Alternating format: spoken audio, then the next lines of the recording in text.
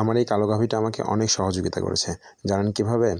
আমি যখন ২০২১ সালে এই গাভীটি কিনি, তখন থেকে আজ অবধি ২০২৫ সাল পর্যন্ত আমাকে ৩টা বাছুর দিয়েছে। তার মধ্যে ২টি হচ্ছে এঁড়ে বাছুর আর একটা হচ্ছে বকনা বাছুর। এই যে বকনা বাছুরটি দেখতে পাচ্ছেন, মা মেয়ে দুজনে খাচ্ছে। এই বকনা বাছুরটি আছে। আর হচ্ছে ২টি এঁড়ে বাছুর হয়েছিল, সেই এঁড়ে বাছুর দুটো আমি বিক্রি করেছি। তো এই ২টা এঁড়ে বাছুর থেকে আমি বিক্রি করে প্রায় ১,০০,০০০ টাকার মতো পেয়েছি।